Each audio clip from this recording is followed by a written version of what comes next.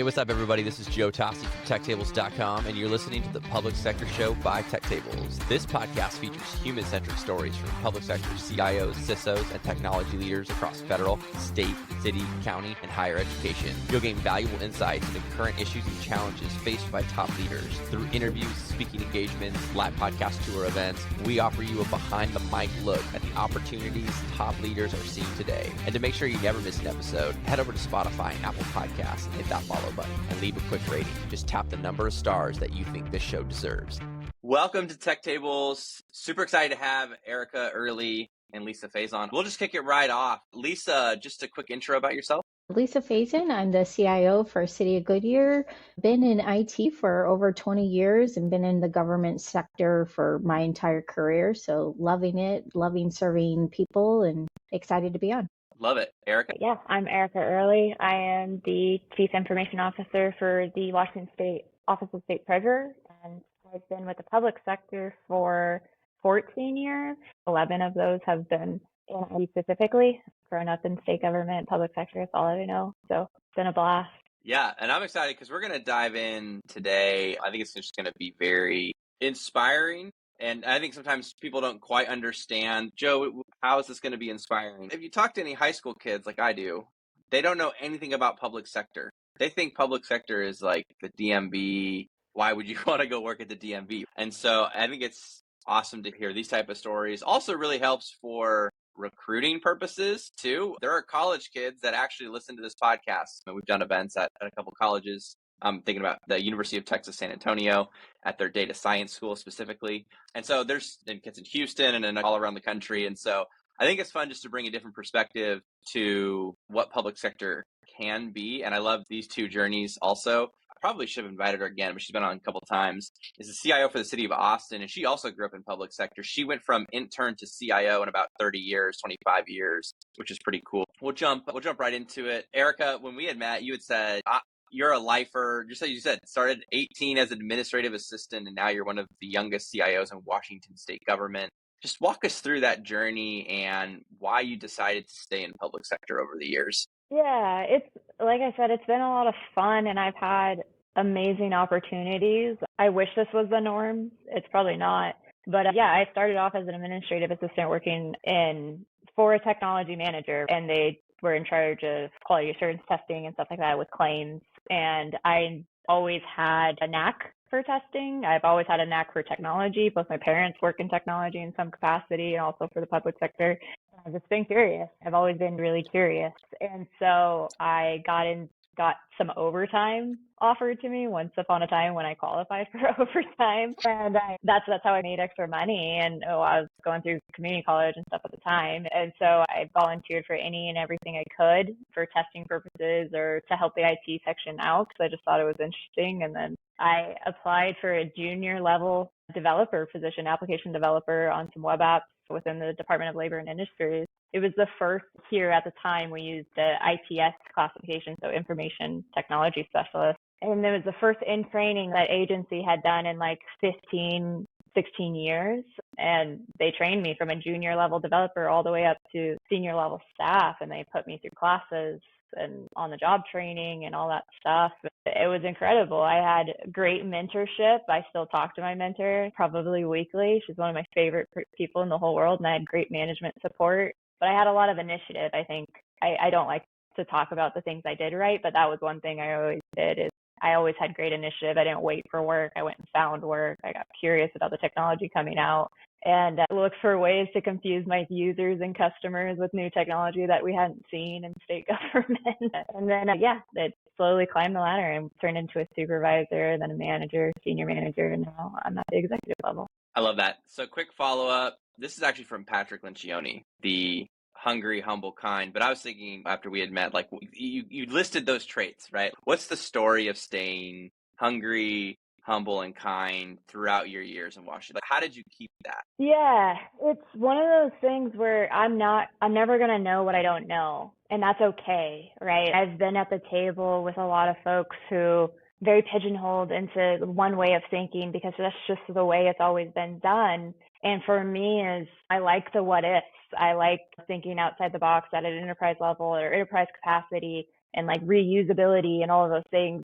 But I don't know everything. And I think that kept the drive to stay curious enough to get engaged with the right people, maybe at the right time. Because like I said, I'm always been curious, and the rabbit holes I go through on my own time is annoying, I think, for the most part, but it has fed my career, right? And it's a sense of engagement that I have with my stakeholders that I get to work with today is tell me about your business. Don't tell me about your problems. I don't need to know your problems, but tell me about your business. I want to understand you and how you work with the citizens of Washington or our partnering agencies of Washington, Washingtonians and stuff like that. And that has always been a key factor. And I think holding on to that, and it's easy in state government, we're underutilized, under-resourced, all of those things, to get jaded and frustrated, but having that growth optimistic mindset of what if we did it differently? What if there's something out there that we just haven't tried yet? Or we tried it and we got a new set of skill sets around us. Let's try it again. See what happens. Not being scared to fail. And I've always had awesome leadership and managers behind me that allowed me to fail in a really safe environment, because I've failed a ton. I love that. And what a great quote. Don't tell me about your problems. Tell me about your business. Actually, in the gym at the high school I coach at, there's I don't know what you call it, but it's just imprinted on top of the wall. And it's don't tell me what you can't do. Show me what you can do. And I love that. Lisa, so you've had very interesting story. So 18 years at the state, which I didn't even know. And I think I've known you for a couple of years now. I had zero clue you were at the state. Then City of Phoenix, now at the City of Goodyear. You had mentioned this non-traditional IT journey starting from the business side. Walk us through what drove some of those moves and why you also kept choosing public sector. Sure. So it was funny because when we first talked, you said, "Oh, you and Erica, you remind me so much of each other." Now I can understand why, because I had very similar, like I started out of high school into the state, working with the business side of financials and seeing some of the like, oh, why are we doing it like this? Why are we taking 20 steps to do something that could be done in 5? And going through that journey on the business side of trying to ask technical people, like, why are you making me do it like this, back in the mainframe side of things? And it's just, ugh, can we do this differently? I've always had that notion that I wanted to work in computers and just never really landed on what in computers I wanted to do. Having a Commodore 64 is my first little computer that I tic-tacked on a little bit. It was fun, but I think that drove me to the side to say, oh, I want to help the business people communicate better with those technical people, to say what it is that can make my job easier. And that has where my journey has gone. Started off as like a business analyst, worked my way up through project management, program manager, eventually decided to leave the state after 18 years just to go see that, am I really a good technical analyst kind of person, or am I just like a product of growing up in a system? So that was an interesting leap and journey over to City of Phoenix, and finding that, well, okay, I guess I could really do this, and this is really fun and what I really have always wanted to do, and started to go more into the data-centric side of things and learning how to use data as that decision-making point to say, where can we be more efficient with technology? How can we use it to automate things? How can we use it to identify the needle in the haystack that can make business processes better? And that's what I've used as my leadership role as well, is listen to the business more, try to understand and translate things to what they're asking for, which is sometimes difficult because they don't always know what to ask for or how to communicate what they're asking for. So you almost have to do that psychology. Hey, lay on the couch, tell me about everything. To your point, Erica, I don't necessarily want to hear the problems, but tell me what your business process is and see how I can help plug in solutions to what you're having as a problem at the end of the day. And that's just really been fun and exciting. In Goodyear, we do Clifton Strengths, Gallup Clifton Strengths, which I've found very interesting because my top 5 strengths is being an achiever, a learner, and futuristic. And you couple those together, and it's like the perfect business analyst out there, right? And found that it is actually a good leader role as well. So having that vision and bringing in really smart people around you to make the visions come true is so fun. I love that. Okay, so short follow-up. I'm curious, what was the biggest difference going from state to local government? That is, I would have to say financially driven. Working at the state, to your point, Erica, like they don't have tons of funding and staff, yet their workloads are huge. And so you really do have to work smarter. You can't say, we're going to take 20 steps to get that done. It just isn't realistic. At the city, you could do that because they have a lot more funding from different revenue sources, and they can go add contractors, they can go add resources, they can add technology. And that is a challenge because you get so much rogue shadow IT that you're like, whoa, how do we control this a little bit better? Because I don't have staff to support 50 asset replacement tools, and I don't have support for these 14, 15 different departments that all have their unique business models. So I think that's been my biggest difference and challenges from a state to city, and trying to incorporate some of those state attributes of working smarter. You don't have to throw money at everything. Maybe we need to just root cause analysis to see what is really the problem, has been the big difference I've seen. Nice. Erica, are you going to move to local government now? I heard more resources. That's what I heard. It's always attractive, but I started, I want to finish here. I love it. But so speaking of stuff you want to finish, what we said offline when we were talking on our intro call was that you did not want to leave any of your staff behind. I think the stat right now is there's 6 generations of talent in the workplace today. Walk us through your leadership philosophy and what has inspired you to not leave anyone behind. So in leadership, right, we're fixers, right? We're problem fixers. That's people come to me all day. This happened. What do we do? And so we get very goal oriented. At least for my experience, it's easy to get goal oriented and say, okay, this in 5 years, the strategic planning, all this stuff in so many years, we want to get to this place. And come hell or high water, we're going to get there. I don't like the philosophy. I guess that's my leadership style, is like what I don't like. I'm going to try and contradict that with my own style.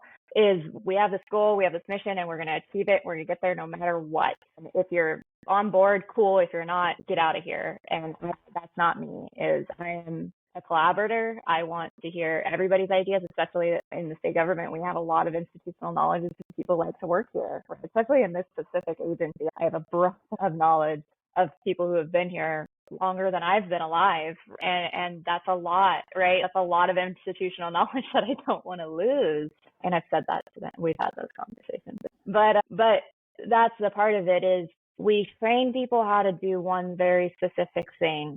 We pigeonhole their skill sets when specifically technology is a creative job. And I want to make sure that they have the opportunity to be creative. And part of that is bringing in the tools and the resources and the experts to teach them how to do that, and not leave them behind in the Stone Age with the mainframe systems, or get vendor locked into this brand new SaaS solution that will just solve all of our problems. Bring them to the table to help solve the problem that we have at hand with aging technology, the business processes that need to change to get out of that technology. Let them speak their voice. Let them be a part of the solution gathering or the solution finding. I've seen it where that hasn't happened in agencies. I've worked in those agencies where it hasn't happened before, and it's frustrating. And that's one of the things I'm so grateful for my experiences. I started from the ground all the way to the role I'm in now, and I don't want to recreate that. I couldn't stand it. Okay, so the reason why I was laughing, so if you're listening to this on like YouTube or on video and you see me chuckling and laughing, the reason I'm laughing really hard is I had just interviewed, I'm going to release this episode tomorrow with George Williams, who's the CIO for the Washington State Cannabis and Liquor Board Department. They had a 42-year-old system that they were trying to migrate from, and he said that no one knew how to actually maintain the system. And so he talked about he had to hire the 70-year-old contractor to help them just migrate and finish and to get to the new system. And the moment they went go live on the new system, she retired. And that's exactly what I was thinking. I was just laughing right there really hard. I also love what you said. Technology is a creative job. That is a great quote. I love what you said also about not getting pigeonholed. I think sometimes you see this just in a lot of different areas. You do one thing really well and it's, dude, Lisa, guess what? You're the ERP. You're like, no, what? Just because I know financials does not mean I'm the sole person. And there's actually a great book on this, The Phoenix Project. And there's the exact story of this where actually the whole system breaks down when you just think you've got one person who can manage. The Phoenix Project sums that up beautifully. And it's the exact same thing of like, how can we really explore and be collaborative in our environment to solve our problems, to get to the best solution and not throwing down the hammer because No one responds to that. My 7-year-old doesn't respond to that. And he negotiates pretty well, but he doesn't respond to that. So Lisa, jumping to you, very, very similar. You have a annual business value survey that you do, which is really great, right? What projects do we want to work on? Tell me what you want to work on. And then you have the departments rank what's important, and you use that to drive strategy. I really like that collaborative approach. Can you walk us through what inspired you to do that and to really put the other departments in the driver's seat? Sure. When I came into this position, my focus was to re-engage with the departments and create a better image of what IT is here to do as a service. And so that was one of the integral parts of saying, I'm going to hear you first. So here's a survey that says, here are all the services that we provide. Tell us how you would rank our ability to do those services, and then tell us which of those are most important. And we've done it probably three years now. The first couple of times we have very little response rate. And so now we're up to a 78% response rate, and we send it out to directors and deputy directors. And we're getting their side of the story and saying, okay, this is what I heard you say that you find we're doing well and we'll keep doing well. And here's what you want us to refocus on. And so we're actually using that as our metrics to say, how are we doing each year? Are we engaging better? And then secondly, to drive what goes into our strategic plan. So we have a rolling 3-year strategic plan, and that says, okay, we need to up our project management a little better. Oh, we need to up our little requirement gathering a little bit better. Oh, we need to refocus on our service desk. And staff now know that will be our driving factor each year to say what's important. But in contrast, our department directors now know what's our marching orders. So they're not going to come to me and say, hey, we need to pivot and we want you to actually work on this other thing. You answered the survey and this is what you asked us to work on. We need a little time to get accomplished. Otherwise, we've got this constant moving target and we'll never accomplish anything for you. So they've got a handshaking with us now that says, yep, I hear what you're asking me to do. I'm going to give you my prioritization and I'm going to let you go work on that. Okay, so I like that's on one side of the aisle, but I would love to hear also, how do you handle the other side of the aisle? You've got elected officials, you have other people where they're like, I don't care about your survey, and I probably didn't take it. Like, this is what I want to do. How do you manage up, or how do you lead up like that? Sure. We actually communicate the same thing all the way up to the city manager's office and to our council members. We actually had a technology assessment as one of our strategic citywide action items from the council members who wanted us to assess pretty much everything we do in IT, which I was like, okay, that's a lot. So we did. We went back and we delivered to them and said exactly what we told our business partners in the departments. It said, we're going to go to our partners that we serve day to day because they have goals to you as well. And we're here to help them achieve their strategic action items that you've given them from the council members. And this is what they're saying is important for us to fix and do technology advancement with in order for them to meet your council member goals and to deliver products to the residents. So we tied it all back to their original goals to the departments and just showing them that we're a support model for their overarching citywide strategic plan. That's really great. Erica, also, I'd love to hear from you. How are you also leading up when whoever the executive is that's, hey, actually, guess what? I got a new plan I would love to, or a new toy. How do you manage that to keep the whole enterprise going? Yeah, it's interesting because I work for a statewide elected official. The state treasurer is not appointed, and we have a lot of autonomy. The state treasurer and the assistant is who I directly report to, and he's the chief operating officer. And for one, they are two of the most collaborative people I've ever talked to. I get the privilege of working for actually the youngest state treasurer that Washington has ever seen too. So we have a trend, I think, going here. But in tasks and such, I'm very relative and trying to make sure that I can, whatever issue or exciting thing that I want to talk about them with is how do I get it into a way that they can understand, right? And it's sales, right? I am the salesperson of the IT department here at the state treasurer's office, and I have to make sure that I speak their language, I see the impact of whatever we're dealing with at a time, and also too making sure that that carries weight. And I can be super annoying too. Like, I'm the youngest in my family, very good at this role, and making sure that I get their engagement. So like, just talking about the needs and such as my department is facing right now, me and the treasurer had a really candid, honest conversation, and just ensuring that engagement is always there.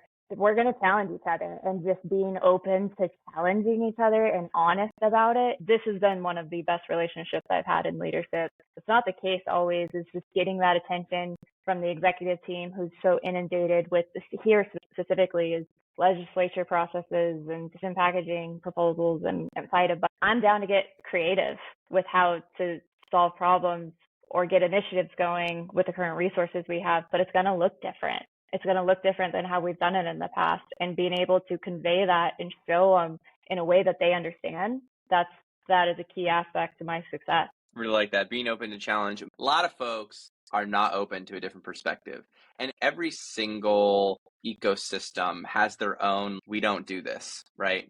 So like in high school basketball, it's like, oh, high school coaches never run a zone. You always are going to play man defense. So sometimes I mess with other teams, and they can't make the adjustment. But I found even in the public sector, there's that kind of same, this is the way it's done. But I think being very open, and I love it. Like I ask the kids all the time, even on the floor, what are you seeing? What am I missing? And, oh, there's this backside action that's happening over here. I talk about sports all the time, but I really like that piece of it. You're basically advocating, right? You're advocating for your agency. I think both of you would probably agree. You have to do that. If you want the resources to go do the projects and stuff you want to do, you got to advocate for yourself, right? Super important. Love that.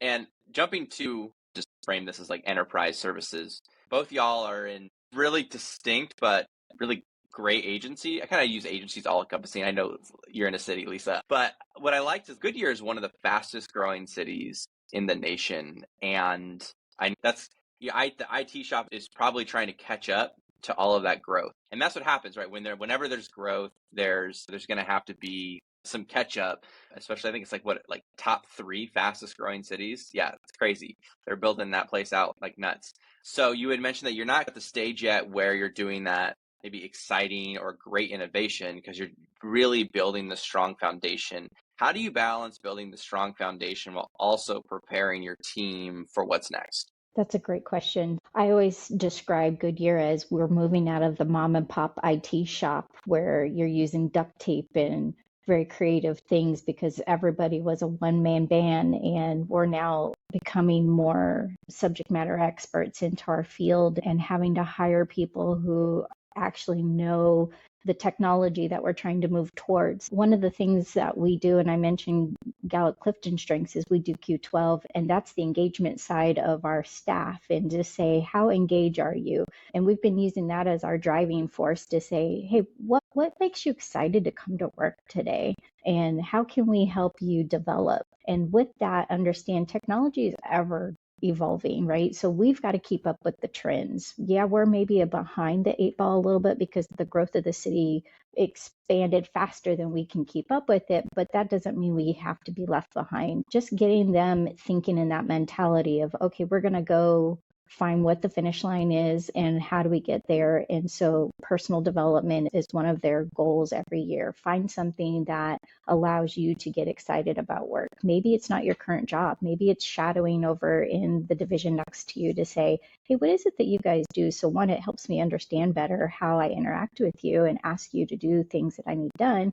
But 2, this might be something I want to do in the future. And so it just getting them excited. Another thing we did was we brought interns in. It helped us in 2 ways. We brought interns in to, one, engage our staff because they were saying, I want to leave my legacy behind. To your point, Erica, we've got some seasoned staff here on the verge of retirement, but they want to leave a legacy behind. How do they do that?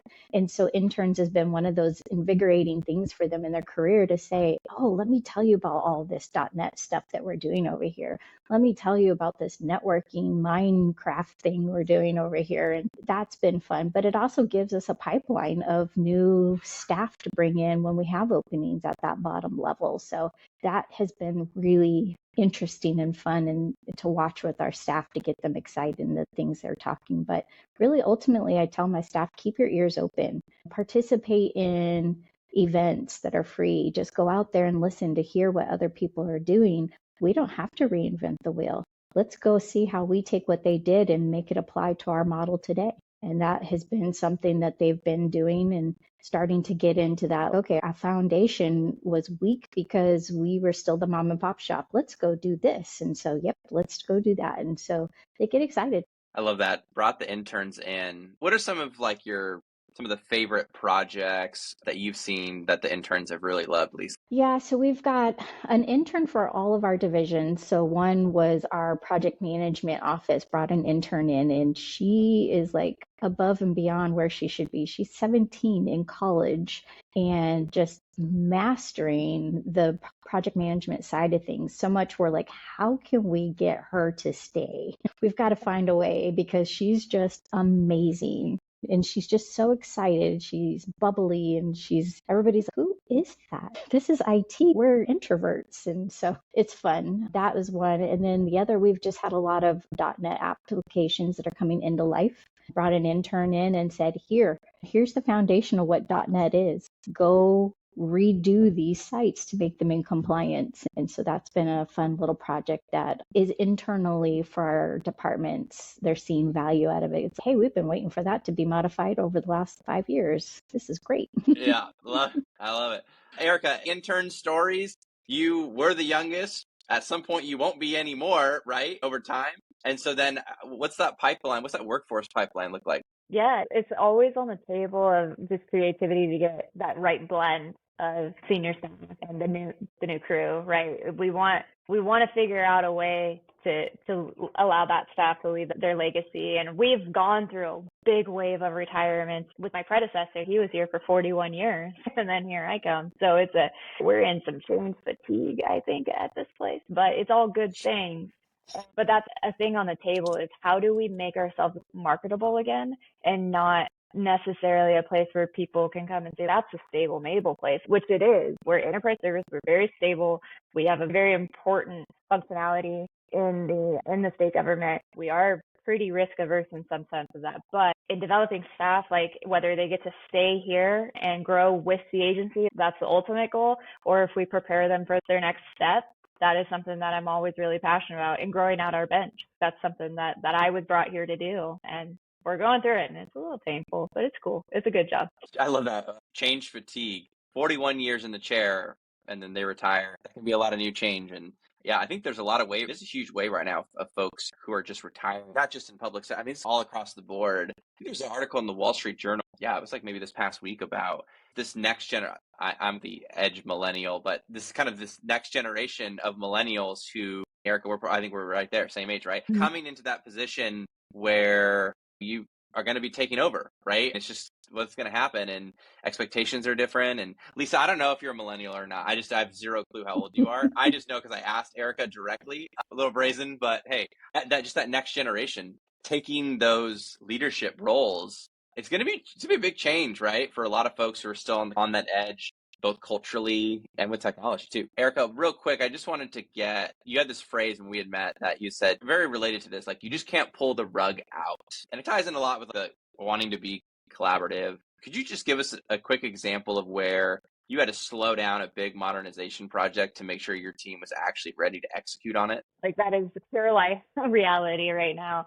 We have a huge statewide accounting replacement project off of a 40-plus-year-old system, and we're highly integrated with that. And this is statewide. It's not just the treasurer's office, and a mission-critical go-live system and the dependencies of.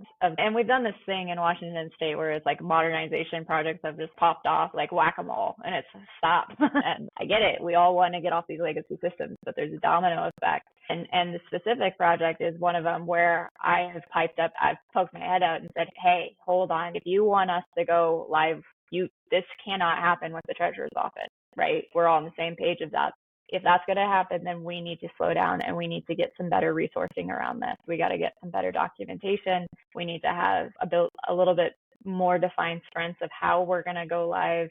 You got to stop moving the deadline. Like, we need to hold ourselves accountable, especially when there's such big initiatives that cost the state a ton of money, and just focus in on us. And we need a little bit different concierge treatment, I think, and wearing that hat and saying, if you want us to go with you, then you're going to have to bring us along a little bit. And that has looked like a really collaborative conversation with one of our agency partners in funding and just the resource management around change management and what that really looks like, because it's migrating into a whole new ERP.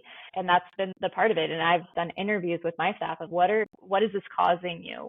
Not just from a workload standpoint, what kind of anxiety are you dealing with? How is this affecting your work-life balance? All of those things, because it's a lot of pressure. It's a lot of pressure. And so that specific project is something that I'm living on the day-to-day basis. And I got great support of some of my peers, the deputy treasurers and stuff that I work with. We're pushing back in the right way, and we're telling them why. And I think that's the biggest thing. It's not this is just different, we don't want to do this. No, we need to build up some skill sets. We need to consolidate some of these services if we can, bring some contracting consultants along to help in some of the workload, so on and so forth, and educating our partners on the current state of we are, instead of just hiding behind a cloak and being like, we're just not ready, or pushing back because simply change. The change needs to happen. There's nobody in the state that wants this project to be done and successful more than I do, because I got a lot more plans. I have a lot more things I want to do, and I cannot do that without this project being successful. And I do not want to end up on the news for it not being successful.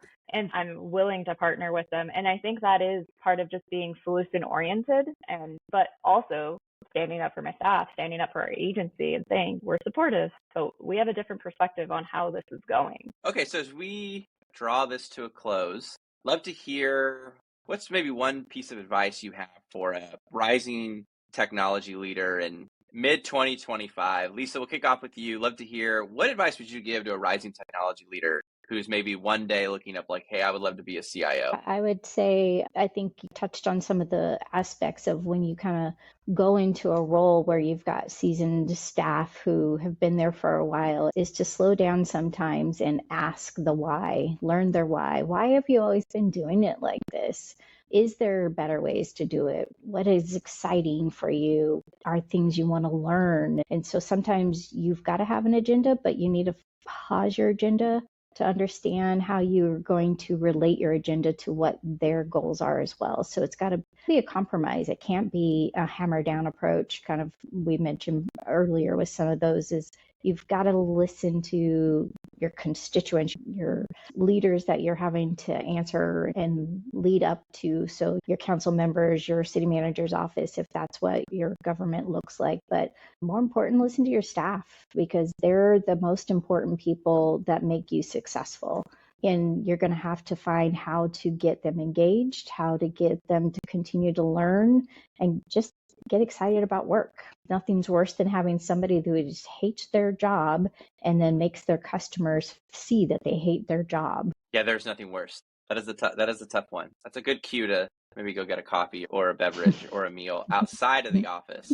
Erica, same thing. What advice would you give to a rising technology leader in mid 2025? I really think this is how I just live life in general. And I think it really applies to the workplace, and to put it exactly in that format, be the person that people want to work with, not that they have to work with. Because I've done that. I've been the person that they send and you got to talk to me now. And that's not fun. I don't want to do that. I much rather be in the collaborative space, and I'm a sponge. I try to obtain all the information I can. I read a lot.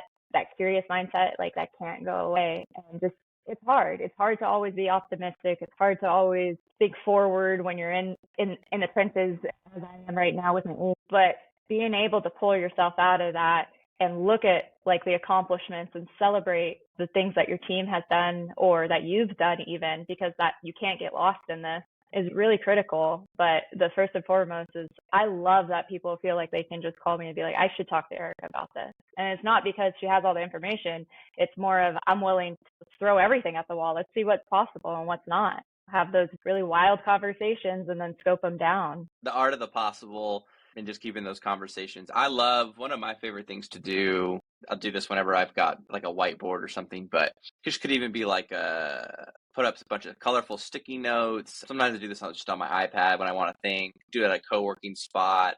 Even doing this with CIOs where they're just spitballing different problems in a kind of more less formal round table type of way, but it's almost like a product strategy session where you're just throwing stuff up and just seeing other perspectives from different folks. Super valuable. Love the collaborative nature from the both of you. I think it's just really going to drive the public sector forward. There's a lot of really great people across the nation. I thank you both for coming on today. Really appreciate you both coming on the Public Sector Show by Tech. Thank you. Thank you. Hey, what's up, everybody? This is Joe Tossi from TechTables.com, and you're listening to the Public Sector Show by Tech Tables. This podcast features human-centric stories from public sector CIOs, CISOs, and technology leaders across federal, state, city, county, and higher education. You'll gain valuable insights into current issues and challenges faced by top leaders. Through interviews, speaking engagements, live podcast tour events, we offer you a behind-the-mic look at the opportunities top leaders are seeing today. And to make sure you never miss an episode, head over to Spotify and Apple Podcasts and hit that follow button and leave a quick rating. Just tap the number of stars that you think this show deserves.